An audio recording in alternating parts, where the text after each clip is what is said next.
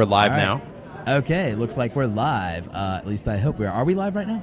I'm looking right now to double check and confirm. Yeah, no, I think we're like we might actually be live. I don't see us as live right now. I don't see us as live just yet. Are we? Yeah, I don't think so. I don't see us as live. Can anyone confirm that we're live? Yeah, I'm refreshing. It is not popping up. Interesting. Do you see it as live? Not yet. So that's Okay, we are currently not live.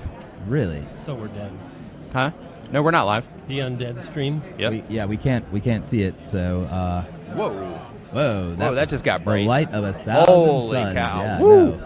Burning. Burning. Bye-bye retinas. Yeah, no. Oh, we are live. We are live. live. Okay, so Why are we not seeing it? That's funny. We're sitting here like, yeah. Yeah, All right, okay. Roberto. So, well, eventually, hopefully, we'll be able to see the live chat. But hey, everybody, this is Roberto Blake helping you create something awesome today. Welcome to Vidsummit Live. Oh, yeah, that's what I'm talking about. Yes. Yeah, no. Over here on my right, I've got the man, Brian G, hitting 100K today. That's true. That happened today. Amazing. Today. Go. Yeah, no, I Bam. just got the notification. Thank you, YouTube. Delays. Thank you for at least I got the notification at some point, right? Oh, yeah. So, and then to my left, of course, I have the amazing and talented NickNimmin, Nimminati. What is going on? Yeah. Excited to be here hanging out on the Roberto Blake channel today, hanging out with Brian and Roberto. Heck Just yeah. hanging out, chilling. Hopefully going to be dropping some bombs on you. Let's make it happen. Some knowledge bombs, Yeah. because that's how we roll. Demonetized. Yeah. Right? Like, yeah. That's why I followed that one up. Like, oh, no. Please, that's what no- I meant. Here's no some B context. words. Yeah. No. So Here's some context. I love being at Vidsummit, you guys. Having a great time. So much.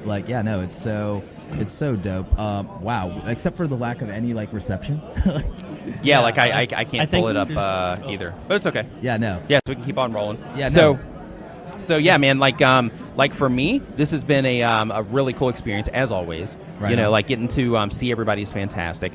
Going into the talks, there's been so much. I was talking about this earlier. There's been so much talk on like brands and working with brands Yes. and all that stuff because it's a big hole, so to speak, that that needs to be filled. So I'm glad that people are talking about it and people are sharing information about the best ways to go about doing that sort of thing. What do you both think is the most interesting thing you've heard while here, specifically about brand deals and monetization? Because I know that's a hot topic for everybody.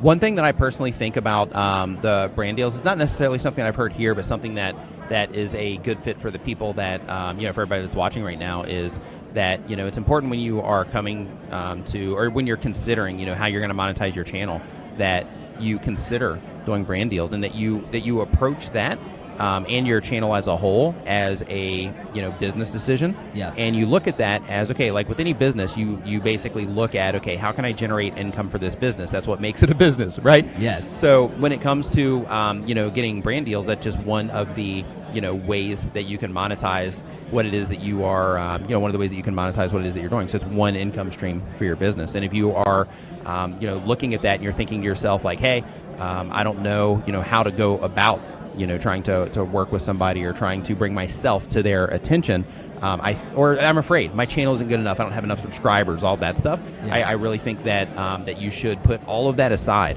and look at it as, hey, this is the value that I'm bringing, and that value is what I'm going to lean on to try to work with people that will support it, that I think are in alignment with my channel, and that I think are good for the audience that are watching my content. I'm trying to get everyone to lead with value. What do you think, Brian? Yeah, great question, and just great hanging out, being here at Vidsummit. The thing is like this 2019 family reunion, really. It's Yeah. like coming together year after year and appreciating the journey of each individual creator, friends, pals. It's absolutely epic. The more you put in, the more you get out. For me, when it comes to brand deals, making money, well, what do I know about? Oh yeah, TubeBuddy. they send me money all the time. Yeah, no. And one of the things to think about is when you start out, you don't want to be in a position where you ask yourself maybe a year or two later, well, how do I make money now? I have an audience. Yeah. You want to have some vision. You want to have some ideas and thoughts that are based on how you're going to get the money, so you start seeing that early in the journey. Yeah. And you want to ask those questions early, so you know that it's possible. You want to know that, hey, if I align myself with this audience, if this is the kind of content I'm going to create, and I do a really good job of that, and I create the content the audience is interested in. And there are brands that are also interested in that exact audience. That what happens is a lot of times the brands will come to us as creators, and we can really focus on what we do best and make really great content. Exactly. And that's worked so well for me, like working with a number of companies like TubeBuddy and Morning Fame, and having other people just reach out to me, and also being able to create your own products. It really stems from understanding where you want to go, the value you're going to deliver, and how is that going to turn into money over time. And the more you see that early, the easier it is to make really, really great decisions that will allow you to make that happen. Exactly. You know, the thing is, I'm trying to, my big message and like my big word for like, I think 2019, probably going into 2020 as well, is intentional. Intentionality is like huge. everything.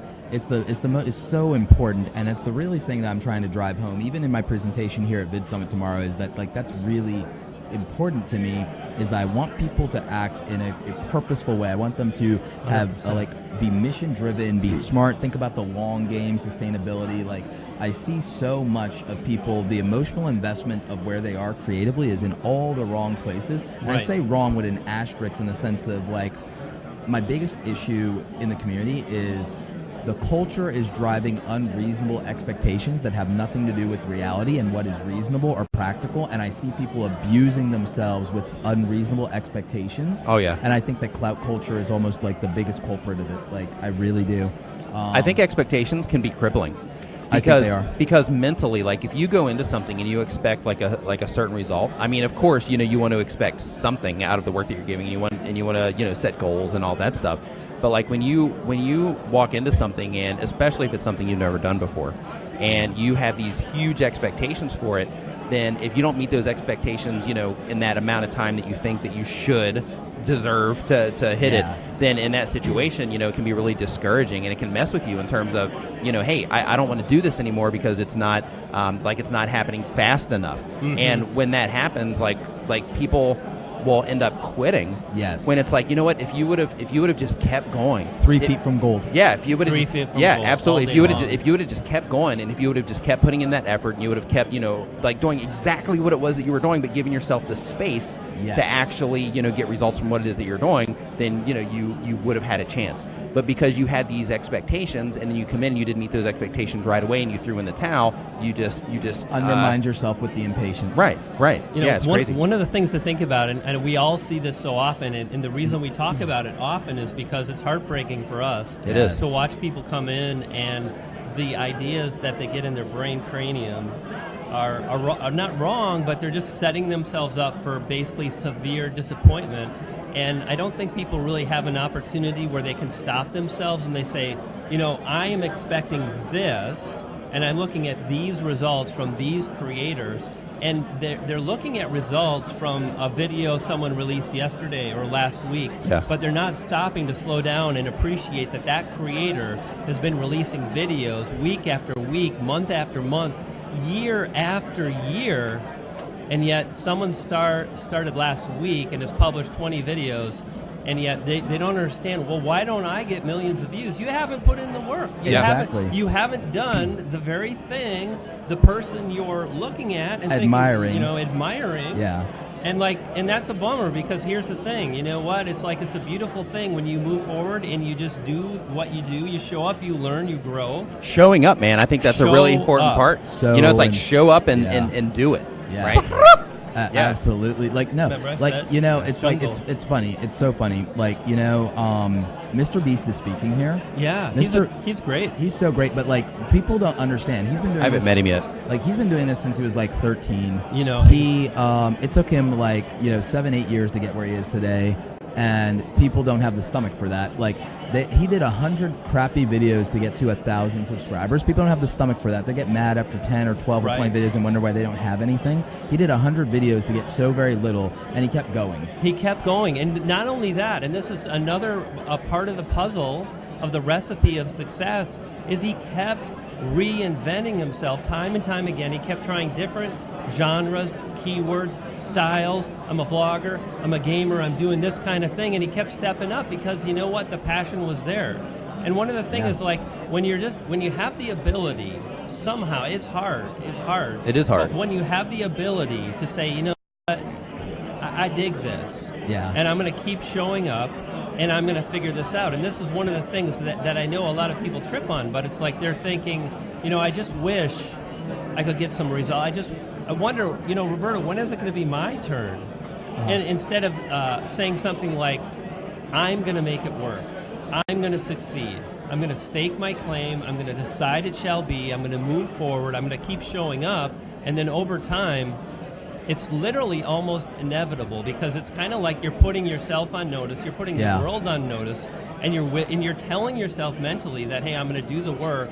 And anybody that ever does that, like anybody that keeps showing up at VidSummit and they keep making videos, what happens, guys? On a long enough timeline, they win. Yeah. On a long enough timeline, if they don't quit.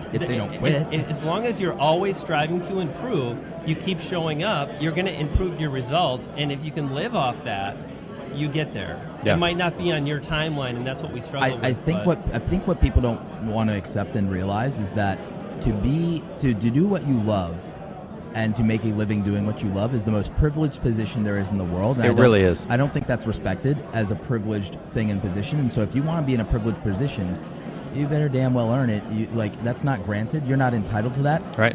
You have to make yourself privileged. Exactly. To have the audacity to think that you deserve to wake up every day and do what you want on your own terms. What was your sacrifice for that? No. What was your sacrifice for that? Because there are like 7.8 billion people in the world who want that too. Are we up to 7.8 billion?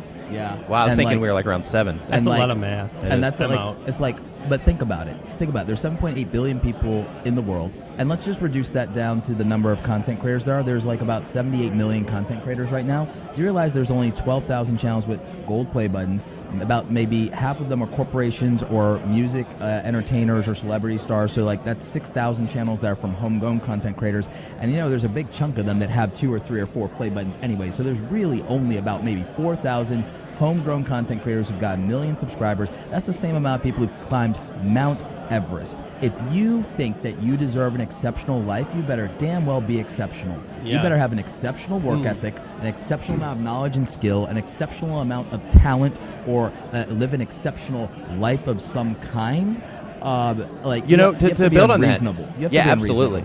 To build on that, if you don't mind, another thing with the expectations, because you were talking about talent, and you got to have that, you got to have that talent too, and you got to have that skill to get where it is that you're going. Yeah. Like I think another thing on the side of expectations, and I've actually talked to a few people about this that have like since we've been here at VidSummit, I've talked to a few people about this to where they're having this roadblock, to where like they're saying, well, when I make videos, they're not as good as all the other videos that I'm watching on YouTube, and I don't know if I have a chance because of that, and blah, blah, blah. So, like, one of the things that I think that people also have with expectations is they expect their first videos to be just like all of the videos that are getting served to them on YouTube, but what they don't understand is that YouTube is showing content to you that's proven to perform. Yes. So, basically, the videos that you're watching, they're good videos. It might not be the production, or it might not be like, the lighting of the video, or like the quality. It's not quality, but it's value. That people are responding to it, right? It's not quality, it's value.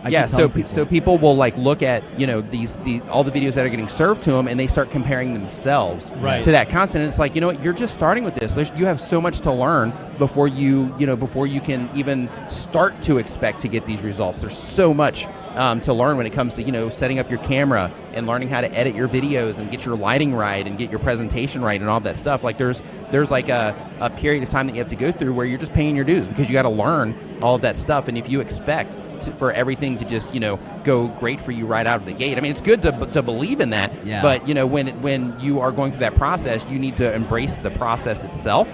And you need to work through it and develop those skills in order to, lead yourself in that direction to where you can actually accomplish something, and where you can become the videos that are being suggested to other people that are watching videos on YouTube. I want you guys' opinion on this very controversial statement that I'm going to make. Because here's the thing. I'm now convinced, and I know that almost every major content creator says quality over quantity and everything like that. I'm convinced that quality over quantity is an effing lie, and I'll tell you my point. I think that quality is irrelevant without value, because the quality, you can make the best produced thing in the world, but if I don't care about it, if I'm not interested in that, I never see it, I never click, so I don't even know that the quality even exists. Yes. I think that quality and quantity are irrelevant without value. And I think that quality is subjective. Everybody looks at quality and they think, well, like the video quality and the audio quality, that's like the only thing that quality means. But at the end of the day, but at the end of the day, like the viewer determines what quality is. Yeah. You know what I mean? So it's like if you are, putting content together, maybe your camera doesn't look that great, maybe your audio's okay, but if the message that you're sharing or the information that you're sharing, or even if you're like vlogging and you're showing your life, you're doing it in such an entertaining way that people still respond to that content even though you don't have the best optics and you don't have the best audio. It's got to be good enough. Right? The audio has to be good enough. What do you think, Brian? Yeah, such a huge point, and I think that so many times we get so caught up in all the tech, and like right now there's like a ring light and a phone and a phone and a phone. Yeah, no, I love it. Fancy studio. Like we all like this stuff, but at the end of the day, the value is determined by the audience, and like the value that you're dropping is really based on your ability to connect with and the keep viewer. viewers watching. Yeah. Like if you don't connect, and that's really about being relatable, which means the videos you create, there has to be a bridge that the viewer can hop on and understand. They have to be excited about the topic. They have to be excited about the topic, the style, the entertainment value. See, that's why I think you're being value voted for president. You're being nominated for president in the chat, by the way. Nice. I'll just pass it off to my boy Andrew Yang Gang 2020, secure the bag. But no, I agree with you guys. I mean, I think one of the struggles is everyone says quality over quantity, but no one ever bothered no one ever bothered to define what quality is, and they like cop out on it's subjective. But I believe that there is subjective quality and objective quality. Sure. Because I think that there's aspects of quality that are measurable, Absolutely. and then there are ones that are more based in your. Because here's what I believe the definition of quality is. I believe that quality is the experience that the person has. 100%. That is. But now, what do you do to create that experience? Here are the parts of it that are not subjective, really. I like in where the you're going with experience this. That you Yeah, create. let's go down this rabbit hole. Yeah. So like the non-subjective aspect of quality is the threshold of acceptable quality from the production standpoint of well-shot video, good audio that's not distracting, that you hear clarity, and then the editing has to help tell the story and serve the narrative. So good or bad editing, scale of 1 to 10, is how much did this editing serve the narrative versus distracting from the narrative? Because there's such thing as over-editing and 100%. over-processing. The video production, did the video production serve the narrative and serve the video, or did it really, was it incongruent in some way, or was it unacceptable, or did it create a distraction? And then with the audio, again, did this add value? Did this create clarity? Did this create a distraction? So I think a scale of 1 to 10 on that is measurable. Then I think the next thing is performance, because there you could have all the best production and you can go 10 out of 10 on all of that, and then if your delivery is jack, like it doesn't matter if you don't have a message where, if you're not charismatic on camera, bombs on interest. If you don't communicate clearly, if you don't have clarity, right? Totally. And that's the emotional thing. And then if you can't build an emotional connection with the audience, so like, doesn't matter if you have all the drone shots and gimbal shots in the world, right? Those don't matter. Yeah. Like Casey was here and earlier. He said like your drone shots and your B-roll.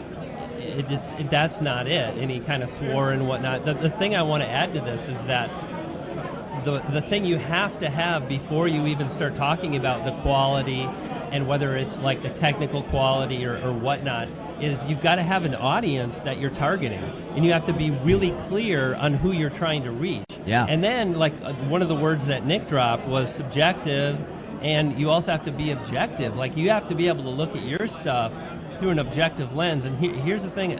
Hey, lens, that's cool. Yeah. One of the things I want to share is like, have you ever looked back at your own personal photos from maybe 5 years ago and you're like, what the heck? Man, I look at photos from like 3 weeks ago and I'm like, why did I take that photo? Why did I make that face? Like, what was that haircut, Brian? That was horrible. Yeah. And it's like, in the real time, like I'm looking pretty dope, and then just a few weeks later, so that's your video too. Like if you go back to your videos from a year ago, you're like, man, this dude was kind of on acid. Like, what was he thinking, you know? Yeah. But Demonetized. Demonetized. Yeah. You know, I think another thing too is, you know, like you can get really complicated with that whole thing in terms of the production side of things and presenting and all that. But at the end of the day, it just comes down to considering the viewer experience. So like if somebody lands on your video, like sit back and look at your stuff, you know, and be objective. Like sit back and look at your stuff and be like, okay, you know, is this quality the best experience that I can give the viewer in terms of how this looks? is the audio. Am I taking the time to process my audio to make it sound good, to remove any like distracting,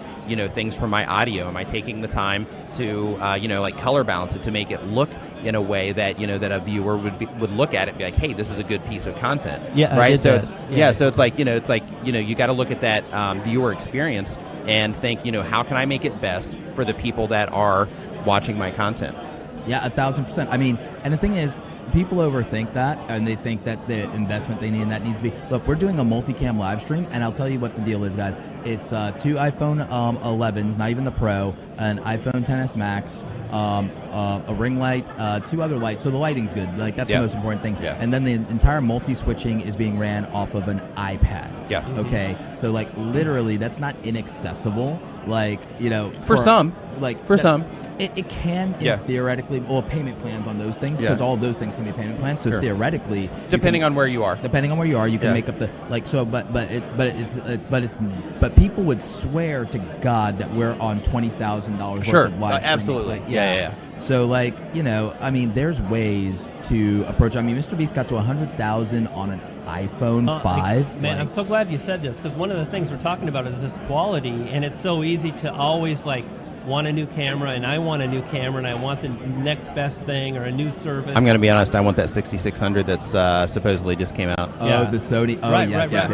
Yeah. But it's like Nick can get that new camera, and it's not going to really make a lot. Do you think that would make a difference in your ability to get more views? Nope. That's just a personal hey, I want a new thing to play with. That's it. And that's cool. Yeah. But here's the thing that a lot of people, as in a whole bunch of people, they really get this idea that if I get this new camera or these new tools and whatnot, and I do these things, I'm going to be able to get the results that I want, and that's not it. Because what the audience is going to relate to is the story that you tell, because it reminds them of their daughter or their son or their love of baseball. If you've got a channel and you're talking about baseball and you connect with a viewer and you make them stop and feel. In fact, let me a phrase from Maya Angelou. And she said, at the end of the day, people won't remember what you said, people won't remember what you did, but people will always remember how you made them feel. And for me, that's the thing I really want to strive to do in my videos, is I want to make people stop, think, and feel. And if I do that, I hooked them, and they're going to keep watching. And you know what? You can do that on a really great iPhone. You can do that on a 6400 or a 6600. You can get a full-frame camera. Yeah. You can get an f1.2 lens. And you know what? It's like if your story sucks, it just doesn't matter. So that's one of the things to consider. And at the end of the day, what I know beyond a shadow of a doubt is anybody can move forward, can decide it shall be. They can state their claim, and they can get amazing results. And it begins with belief. If you don't have belief in yourself, if you don't have belief that it's possible, if you're like, I'm just not sure, well, you're probably going to be right, and you're probably kind of setting things up to be a little bit more of a struggle. And you can switch that thinking and say, hey, I'm going to make it happen. I'm going to show up. I'm going to make the videos, and I'm not going to get caught up on the new camera. Yeah. I'm going to focus on the story and that connection with a human being. All the way up to 100,000 subscribers. I used what today I would call a relatively crappy camera. Right. And it was a Nikon D3200 with no flip-out screen, very poor autofocus. I had to hack everything to make it. And sometimes people watch my old videos and the focus drifts or I'm blurry, and it's whatever. I just delivered the content and I got the views. My most popular video to this day with 1 million subscribers was done with the lowest production values probably my channel has. 100%. And it has 1 million views. That was not the substance of even the videos that I did. Just really quick, you said 1 million subscribers, and I thought to myself, wait a minute. I went to sleep and I woke up and Roberto had 1 million subscribers. No. Holy cow. Million views. Okay. Until I pivot to something much more for the casual viewer, I don't even know that I have a pathway to 1 million subscribers, to be honest with you. You never know. I'm not saying that in a self-deprecating fashion. I'm saying me and Nick are we're pretty sure you can get there. Yeah. As it stands right now. You're halfway there already. Well, yes, that's fair. I'm just saying as it stands right now, I think the evolution of because I've watched people do this. I've watched Gary Vee. I've watched other. I think that certain types of content, because of the type of person that you're making something for, has a market cap or market vertical for acceleration. Sure. And so there's such thing as moving to a broader market, but Sure. you have to do it in a way that's authentic to you, Right. and you have to do it in a place where you can still deliver unique value. Right. And so, but the thing is, 1 million subscribers is not a goal of mine in the same way that I think it is Right. for most people. It's a nice to have. I think really what you're getting at the heart of this discussion is that early on when we start out on YouTube, we have something to prove not only to others, but to ourselves. Yeah. And Yeah. At a certain point, we kind of cross a bridge where, like, I don't need to prove anything anymore. I'm doing, like right now, I'm at Vidsummit, I'm hanging out with a couple creators I have mad respect for. I'm doing a live stream later, I spoke on the stage, I'm making the money, I'm doing the things. I did a rap video with NickNimmin. Woo! I did a little... it's the hottest diss track yeah. on YouTube. That's what I'm just saying. talking. Yeah. Actually, it's the world's greatest diss track. Yeah, straight up. But anyway, and you get to that point and you realize that it's some of the things switch over and change. And real quick, I just want to jump back to the tech side of things because I love that you said that you got started on a cheaper camera. And when I got started, one of the biggest videos that blew up for me was a video I shot on my iPhone. And even more interesting is that I made this video with hardly any experience, but just a lot of desire and a lot of piss and vinegar. Did you hear that pop? That pop, Yeah, it was like a sensor. It was like a live sensor. I said the word. Yeah, no. I'm not Demonetized. I'm not going to say it again. Yeah, but you said the word list and vinegar. Yeah, no. I think literally like But all of my live seriously, streams are demonetized. Like, think about that. Like, I published a So video super chat. from 0 subscribers that within a few weeks had thousands of views, and then a few months had 100,000 views, and it continues to drive hundreds of views every single day. And it was a train wreck. The quality wasn't that great, but the content, the message, what I share, and even it was like a lot of it was good, but there was still a lot of, like, you remember my early stuff, Roberto, is kind of weird. Yeah, I do. It was kind of quirky, but it But worked I out. think that stand out. I think that was unique, and I think that there's a. I Yeah, think you became like- somewhat known for being the quirky guy out of the crew. You know, Yeah. to be like well, that's okay. Like in that being known space- for something is. Right? Yeah. in that anything. space, Yeah. you better stop it. Oh, in yeah. that space and time, that worked out. And then I kind of I wanted to do something different, so I did. But I'm always kind of like a chameleon. I keep reinventing myself. I've and always appreciated that about like, wow, these pops. I've always appreciated that about like your ability to adapt. Your ability to adapt is, I think, very unique because I think some people myself included, get very comfortable in something, and then that's that, and then that can't go on indefinitely and be viable. Right. I think the most successful content creators have proven that adaptability is the strongest skill in YouTube.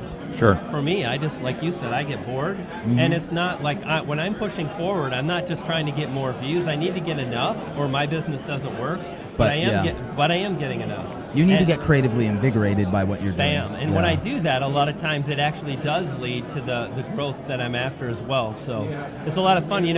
What are some of the questions that people have in the chat? Like, what do you guys want to know? Here we've got some amazing creators with a lot of experience, with a lot of views, with a lot of money that has been made. Yeah. What are some of the things that you guys want to know about? Keep it simple. And I'm seeing a lot of discussion, and I'm not seeing a lot of questions, interestingly. I think they're just really actually enjoying our conversation is what it really looks like. That's awesome. Yeah, good. So, like, that's really interesting. That is. But, like, but I also want to acknowledge there was, like, 2 super chats that I just want to say thank you for. So we had a super chat from Dimmy Hard. Thank you. I can't read what that country is, but thank you for whatever currency that is. Yeah. And then we had one from Carolina Diamond. Thank you for that. But yeah, it's certainly appreciated. Like I said, I don't see a lot of questions. Oh, Right, wait, I got a Bumble notification. Hey. Uh-oh. Roberto's got plans later. Yeah. Like, no, Well, I wish. Well, check this out. Let me say this about the state of the opportunity that every single viewer has right now, as well as the 3 of us on this panel. Yeah. I just want to, I want to stop and just like really clearly spell out what happened. Yeah. Someone decided to give you money for doing stuff that you're already doing. And here's the thing, anybody watching can make that happen. Anybody can get monetized. You might not be monetized right now. You might think it seems so hard and unreachable, but I guarantee you can do it if Yes. you really want to do it. You can make it happen. And that's with anything, it's like when you are, like if you have something that you want to do, like what you have to do in that situation is you just have to map it out and say, okay, this is what I want to do. So if this is what I want to do, okay, let me back this up. Right, back it up. Yeah, let me back it up. So basically, like if you are, like a lot of people think like, okay, like if I could just, have this particular like situation in my life, right?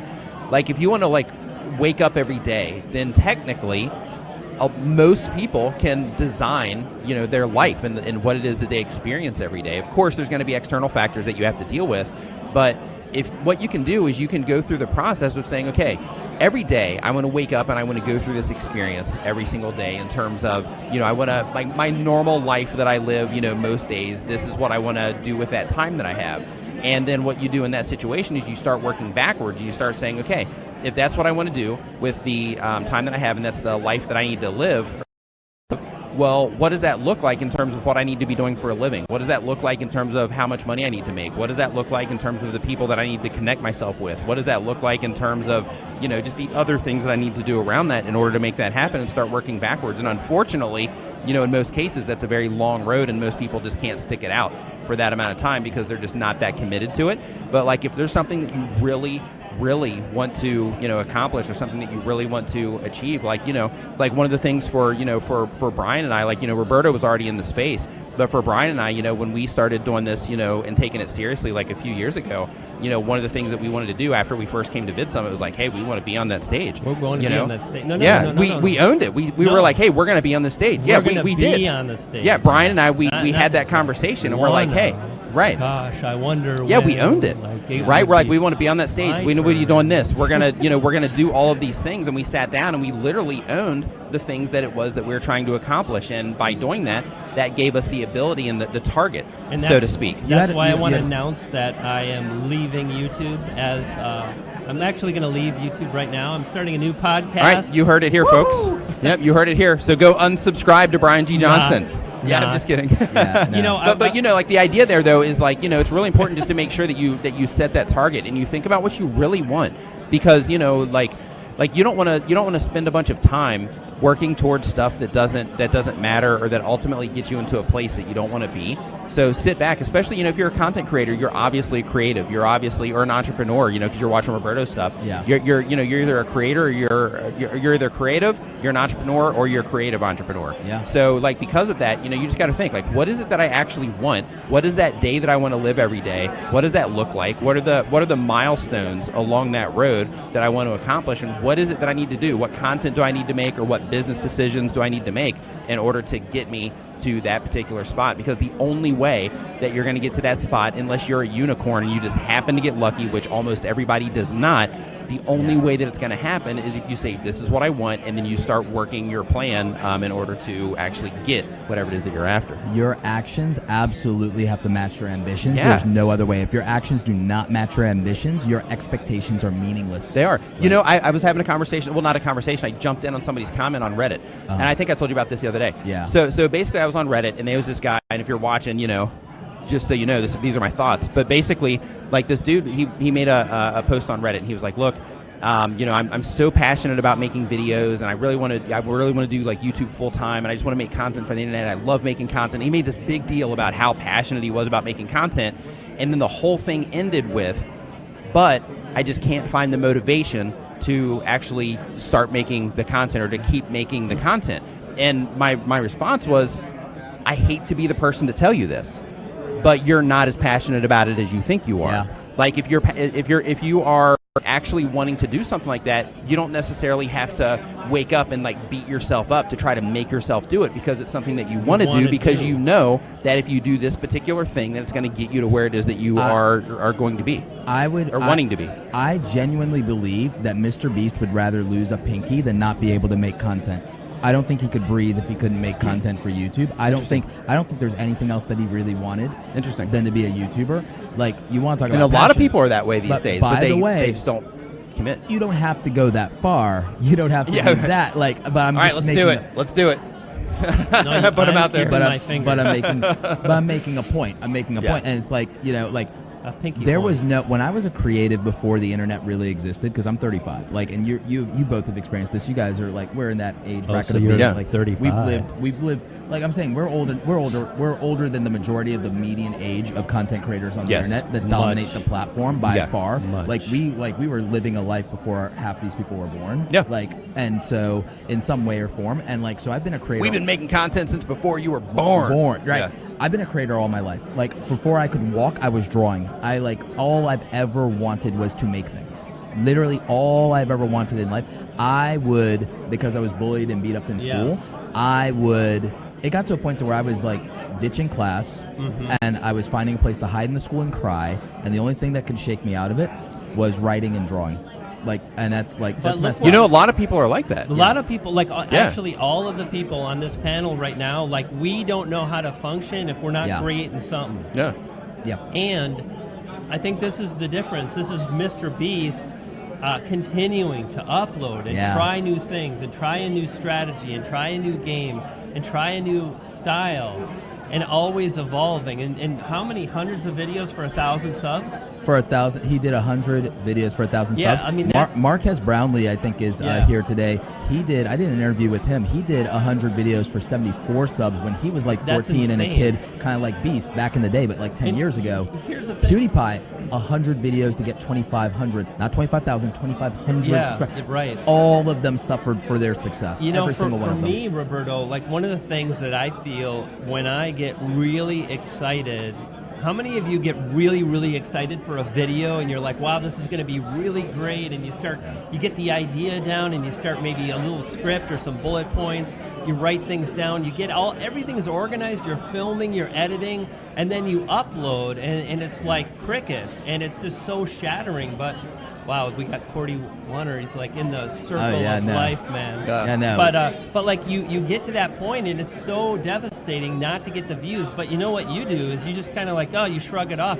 One of the things I want to share that I see a lot of people doing. I'm not going to say that you're doing it. He's not calling you out by name. But just consider the possibility that when you release a video, you kind of keep wondering, like, well, what do I do now? I got to promote the video. Should I share the video? How do I keep moving the video forward? Like, Nick, what do you do when you publish a video? Like, how long do you think about that video as far as getting views? How long? It's done.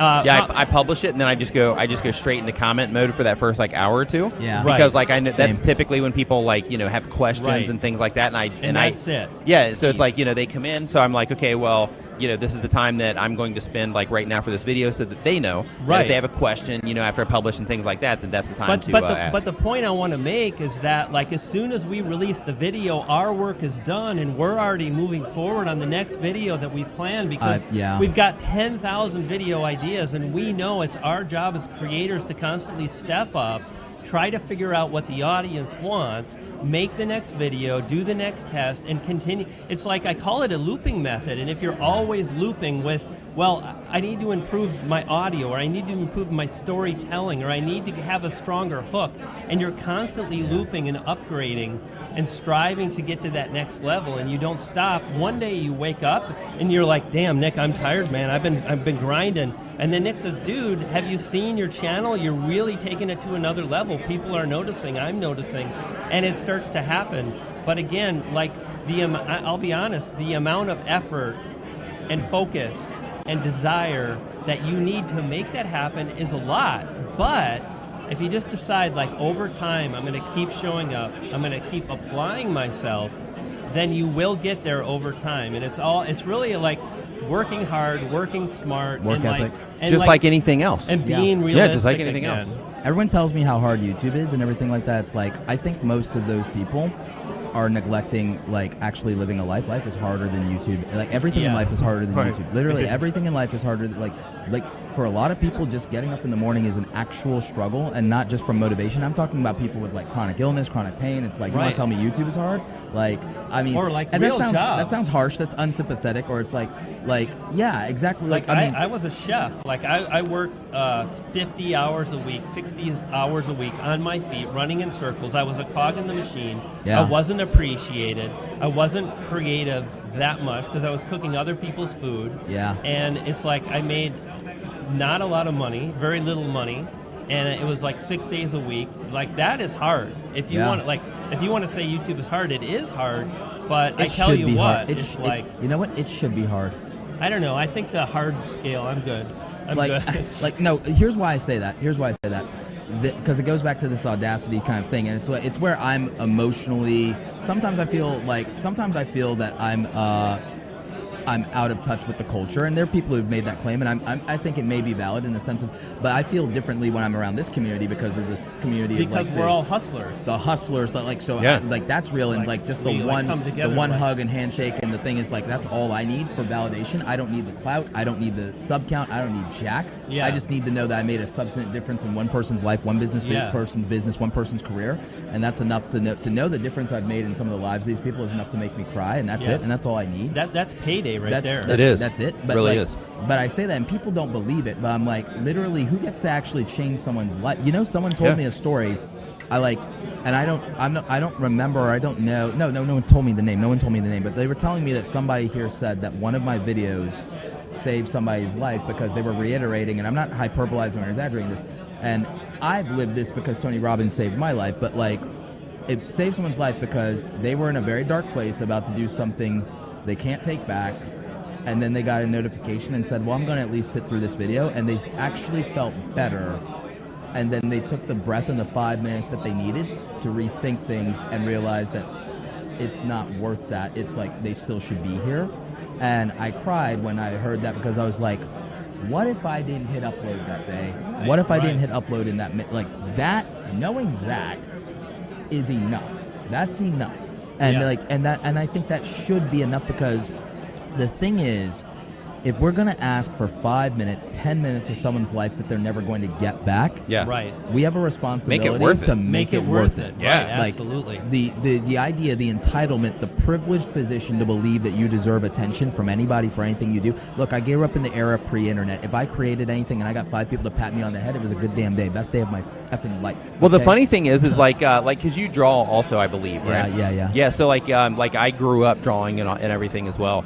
And the funny thing is like when you like to create stuff, like you'll also create stuff that nobody even ever sees. Yep. And just the fact of like just creating that thing, whatever it happens to be, if you're making music, if you're drawing stuff, if you're making YouTube videos or podcasts, or if you're making sculptures or pottery or whatever your thing, if you're making awesome paper airplanes, whatever it is that you're like into, like like when you get into just enjoying the creation side of things, then like you don't even need people to see it. Of course, it's important if you have like if you're trying to turn it into something, then you want people to see it, and that's where like your content, helping creative entrepreneurs comes in. But there's a practical side to that if you want to do a business thing. But my thing of the most practical thing from my point of view is the most practical thing is I don't want to tie income to mass market appeal or relevancy or the dependence on the algorithm for a lot of views or a lot of this or a lot of that, because it's not guaranteed, it's not certain, and culture, and it can be shut off. The algorithm can shut off, culture could change, the marketplace could change, and so like, but the thing is, to have the freedom to do what you want and what you love and make what you want, can you do something with your skills or knowledge, even if it's not the thing that's just your number one passion, but your number 2, 3, or 4, but one of your top tier skills, make enough to take care of you on the unsexy thing to let you do whatever you want with no risk and with no obligation. Yeah. Like that's my thing, is like, how do you create freedom? Like financial freedom, creative freedom. I think that a lot of people are unwilling to do things that don't look sexy up front, that are very practical and sound, that they don't hate, that work, because they'd rather have the sexy story to be able to say you're a full-time content creator and you make 50, 60,000 on ad revenue, 10,000 on ad revenue and all that and everything like that, is and get all these brand deals, is the YouTuber dream.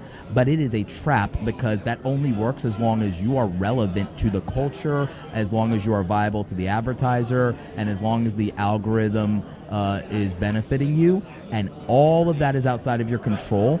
I despise, I have contempt for everything outside of my control, and so I don't think about it. Yeah, it's good.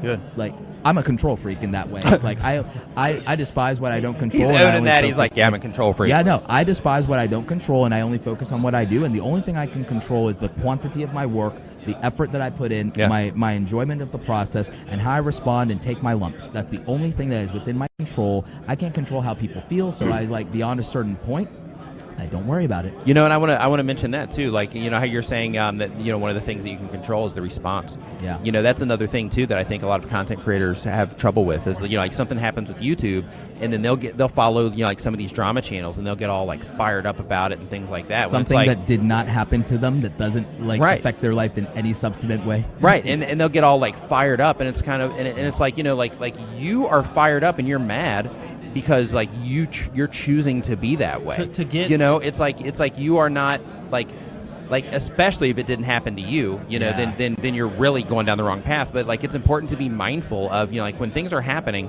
am I reacting to this in a way that is logical to me in terms of how this is impacting me or what it is that I'm upset about? Or am I just hopping on like a drama train and I'm freaking out and I'm saying all these things and I'm spreading this ridiculous nonsense just because I'm listening to, you know, some content creator that I respect, and that person has a negative spin on it. Like when you're responding to stuff like that, it's important that you step back and think about it with your own brain and be like, you know, hey, like what does this actually mean? What is actually happening here? Because it's so easy to just lose control and go into auto response mode instead of just saying, okay, let me just take a break here. Like I just got this information. Right. Let me process this Right. and let me try to figure out what's actually going on and how it impacts me, and then think about how I should feel about it. And think about objectively. Critical thinking is ignored in these situations. Brian, I want your opinion on something with this. The substantive hours dedicated to engaging in either YouTube drama or political rhetoric that may not directly impact you or whatever it is, but like we'll go more with the drama because politics might affect you, but like because maybe especially if you're a business owner or a content creator with government regulations, but YouTube and the FTC, but like but I want your opinion on this. Like the literally hundreds of years of hours of watch time that even one drama video gets, like the James Charles Tati Westbrook debacle thing, like that was literally 1,000 years worth of watch time. 1,000 years worth. That's crazy. I just want to take a moment to just say that's insane. Yeah, like I how feel much like time? you just buried someone. Yeah, like but so think about those hours. Now think about if those hours of people's lives were actually monetized toward meaningful work. Yeah. What is the, like, in your mind, what's the dollar amount of like 1,000 years of watch time of somebody even making like minimum effort in terms of like if they put that effort into actually working on their own stuff, like dollar per hour value, even if we said that the value of their time was like $5, which is absurd. Well, what's 1,000 years? Like, so does anyone have the math on that? Yeah, so one of the things to think about is, first off, I think when I heard Nick talking, I'm run a calculator. Here we go. I'm so glad that like you kind of got into this, Nick, and you brought it up, because the word that I was thinking about was reactive, and it's really easy. And I do this all the time, and I try desperately hard to be aware of it, where I'm reactive to something, and I get caught up, and then to Roberto's point, I start to lose, because every day that I wake up, excuse me, I have to remind myself, what am I trying to achieve? Where am I trying to go? In dollars. What are the things that I'm trying in dollars? Crazy. At $5 an hour. Like, we'll get to what that. am I trying to achieve? And the moment that I get wrapped up into something that's not directly related to my goals and where I want to go and what I want to do, then I'm kind of losing.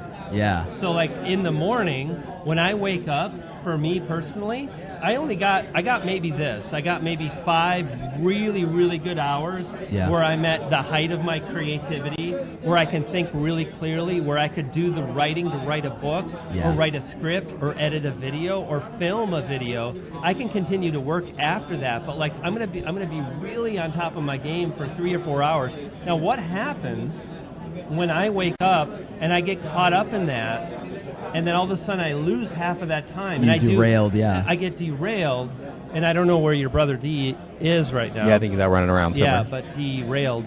And anyway, like, you know, that happens, and that really makes me sad inside, because at that point there are so many creators that are losing to problems that don't directly relate to what they're trying to achieve.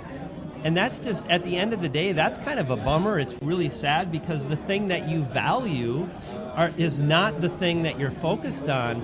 And the other point I want to make, Roberto, does not mean that I'm going to stand by and not take action or not believe life is rosy and everything is amazing, because I've had a lot of things happen on YouTube that have been extremely challenging and worrying. When you were demonetized, and when I got a strike. When those things happened, what I did is I was reactive, and then I took a step back and I started doing the work to do my best not to be reactive and say, okay, this is the situation, this is where I'm at, why did this happen? How can I learn from this? What can I do moving forward? And then on top of it, I did decide to put out a message that some people might consider drama, but it wasn't really so much drama because this was a real life situation that mattered to me. I would say it was an emotional reaction. Well, I mean, it was emotional, but hold on. I think it's valid. I mean, the other thing to think about is like the reason I'm on YouTube is to figure out how YouTube works, and to share my journey, and to share my experience, so other people don't have to, hopefully, spend the amount of time, energy, thought, and so on to get the results that I've gotten. And if I didn't share that, I would be doing the community a disservice. Yeah. So it's like there's a difference between being wrapped up in drama and standing up for what you believe is fundamentally wrong. But it's really easy to go overboard. And the other thing I want to say is that it's also really easy to feel like you've been wronged and also continue to go deeper and deeper into the drama. I think the phrase is cognitive bias. And what that really means... it's either cognitive bias or cognitive dissonance. I'd have to check. Yeah, it's probably very similar. The idea is simple. The idea is that if you believe something to be true, like YouTube is holding my channel back, your brain... You're limiting yourself. Your brain is going to find... rationalization. Right, your brain is going to find evidence that is true, and you're going to see other creators that start saying, well, the YouTube algorithm is also holding me back. So you're going to find everything to fit your narrative. You're going to find every headline, every video, every talking head that can fit your narrative and justify your feelings. And the other thing that's so scary and sad about this, at this point, you begin to give up on the dream that you once held in front of you because you've decided to give in to its heart. That's so powerful. Now here's the thing. Now, the thing to think about is that, number one, it doesn't mean that everything is perfect. I got a channel strike. My channel was demonetized, and that sucked. But you know what? It's like I chose not to be a victim. For the long term, maybe for a few days, and that's probably human and natural, and that's something we have to get over. But it's like just trying to at the end of the day, I mentioned this earlier, I believe YouTube is absolutely an amazing platform. It's not perfect. There's a lot of things wrong with it. But we were talking about Super Chat. Everybody in this panel right now in YouTube can go live and do Super Chats and do a live stream that generates those Super Chats, and you can generate hundreds of dollars in a few hours. You do YouTube membership. You can write your own ebooks. Writing an ebook and getting it on Kindle is not hard. It just takes time making and focus. Making a cool T-shirt has the same margins as an ebook, and it's faster. And the thing is, again, not your logo, but like a meme that's relevant to your community. That like a friend of mine, she has a very small following in Twitch. She's not even partnered yet, and she did $5,000 on a T-shirt run by leaning into a meme and leaning into the culture and like a little controversy around female streamers. She wasn't afraid to take a risk, and that made a difference. My homie John Prosser did $25,000 on a T-shirt run with his audience. He doesn't have 1 million subscribers. He has like 150,000 subscribers. Gets about 40,000 views in upload because he has a tech news show, Front Page Tech. Shout out to John. Shout out to Prosser. Prosser. Dude's awesome. He's the exact he's the ideal content creator in my mind, and he did $25,000 on a T-shirt run.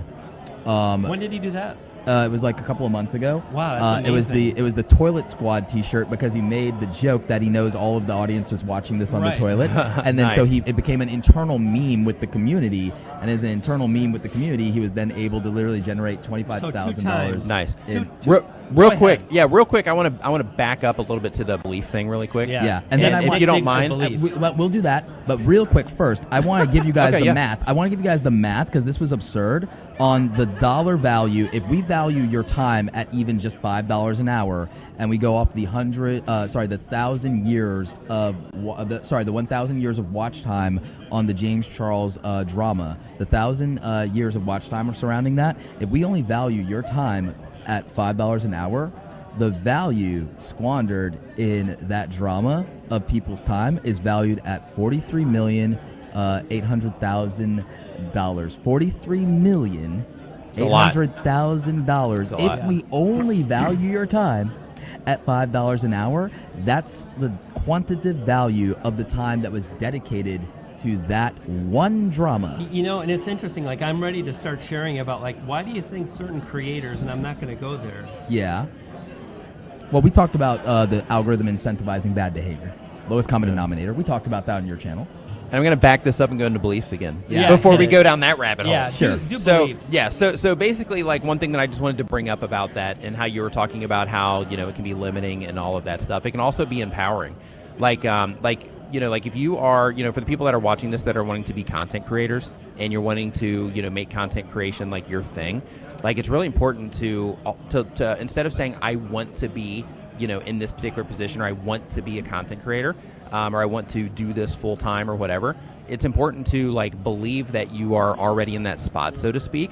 And I don't mean to like delusion yourself and say that you're already, getting brain deals and stuff like that.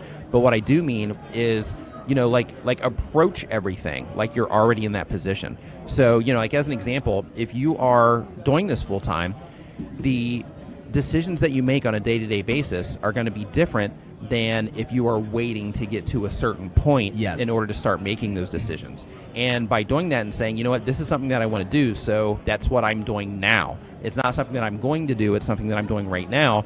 It can help you make the right decisions to accelerate what it is that you're doing and how fast it is that you are actually going to get to that spot in reality. Yes. So, when it comes to, beliefs, and Evan Carmichael is around here somewhere. I think, is he He's still right there? He's right over there. Evan Carmichael is right in front of us. Evan Carmichael. Hey, Evan.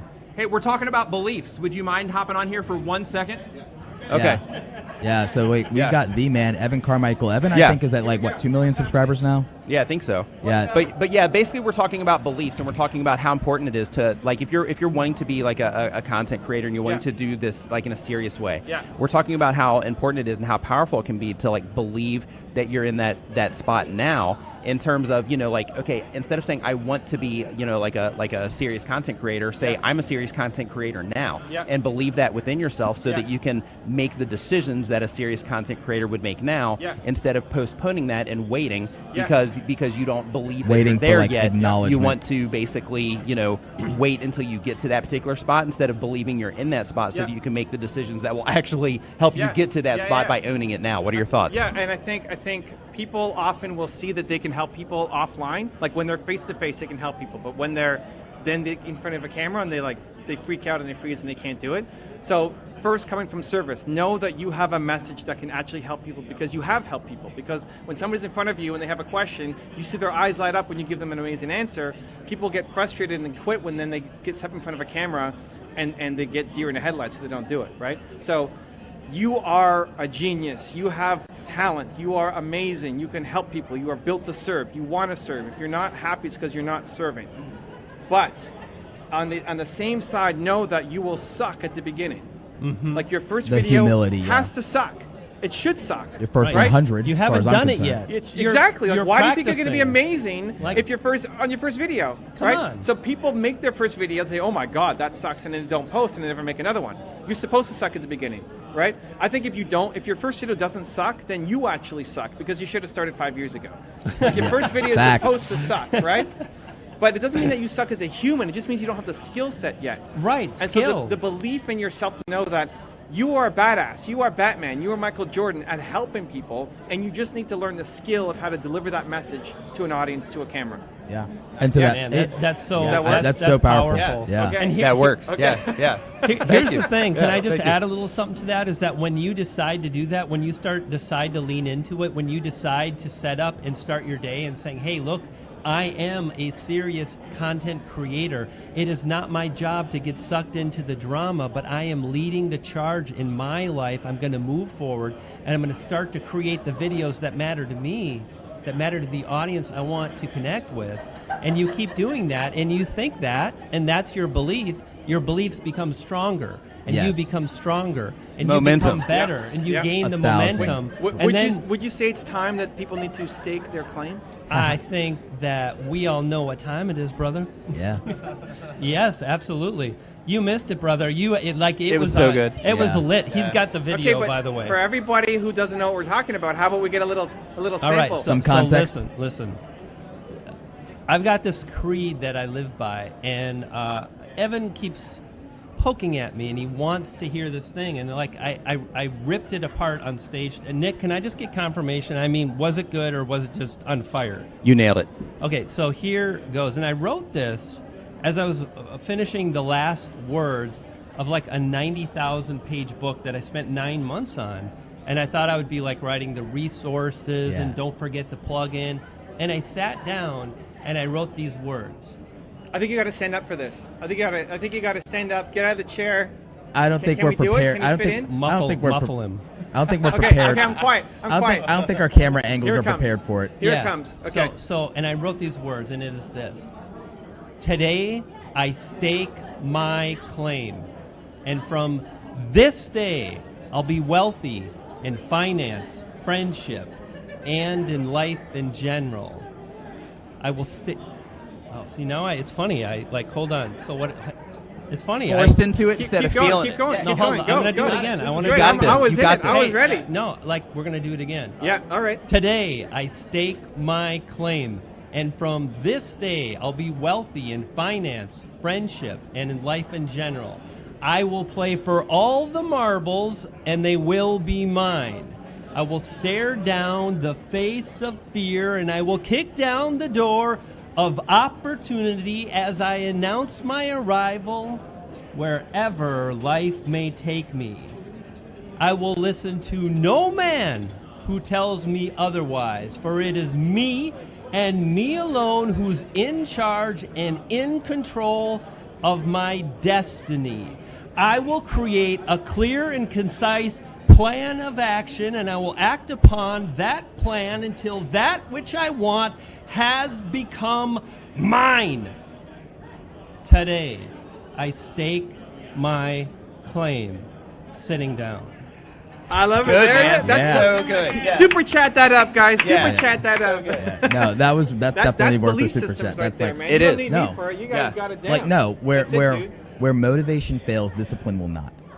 Where motivation fails, discipline will not. I don't know. All I know My is favorite part of that, just to go ahead and say, is that I will announce my arrival wherever I may go or wherever I may be. God, I love that. I will I love play that. for That's all so the good. marbles. Yeah, they're Yeah. all Let's mine. Yeah. go. Yeah, like so not just, good. Yeah. I love it, dude. Yeah. That's I don't so know how good. I love wrote it. that. I just Yeah. one day it's like my pen was like penning things. Nice. Yeah, no. This is So this is good. the coming out party for Brian Johnson. Yeah. Is that it? Yeah. Okay. It's happening. You missed Yeah, it. no, I love that. Speaking of some super chats, real quick, I just want to acknowledge chat for Brian Johnson. Zach Cool. Talks Thank you, guys. Tech Peace. and Thank you. Rock, Test Evan. Prep Thank Champions. Thank you for the super chats. And then did we have more that just came in? We Thank you, by the way, for appreciate you, Evan Evan. Carmichael, like for lighting a fire under us. Jeez, taking us to church here.